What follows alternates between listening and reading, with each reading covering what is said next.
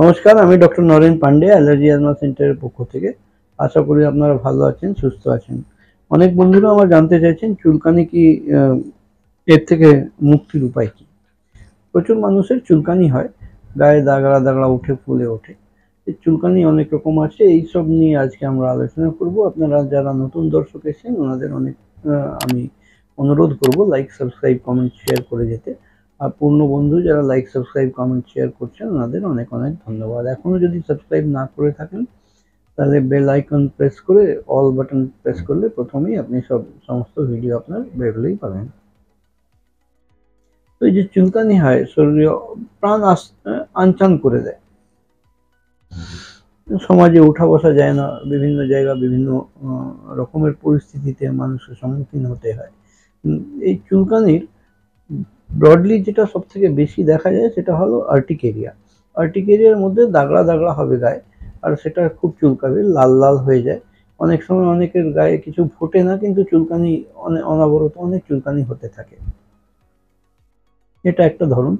দ্বিতীয়, কোনো কোনো সময় চামড়ার উপরে চাক চাক দাগ হয়ে যায়, একদম মার্ক ক্লিয়ার হয়। এটা আমরা টিনিয়া ক্রুরিস বলি। টিনিয়া ক্রুরিস হলো আমাদের একটা এনভায়রনমেন্টাল ফাঞ্জাই থেকে এই টিনিয়া ক্রুরিস হয়।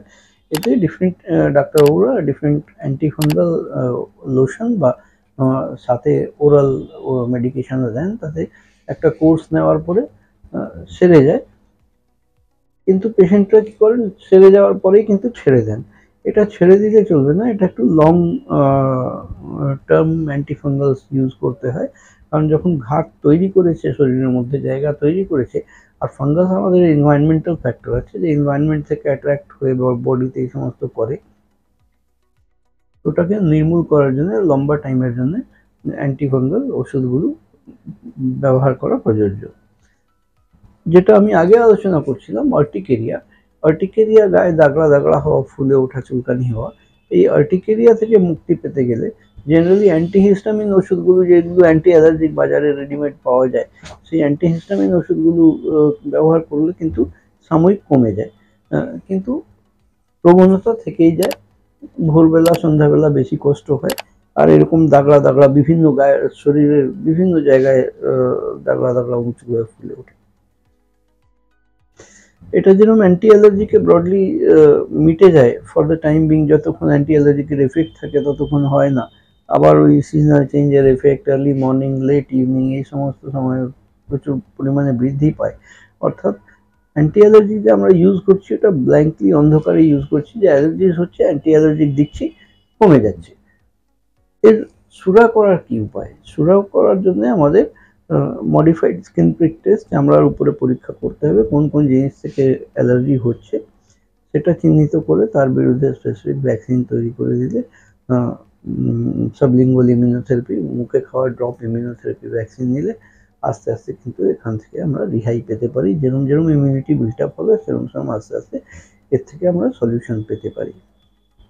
এইরকম পরিষেবা নেওয়ার প্রয়োজন থাকলে স্ক্রিনে ডান দিকে যে নাম্বার আছে 7278034776, এই নাম্বারে কল করে অ্যাপয়েন্টমেন্ট নিয়ে এসে এই পরিষেবা আপনারা নিতে পারেন। আমরা কলকাতাতে শিয়ালদা স্টেশনের পাশে মৌলালি মাজারের পাশ দিয়ে বাঁ দিকে যে রাস্তা প্রবেশ করছে, সেটায় প্রবেশ করে একটা বাড়ি ছেড়ে দ্বিতীয় বাড়িতে আমরা অবস্থিত।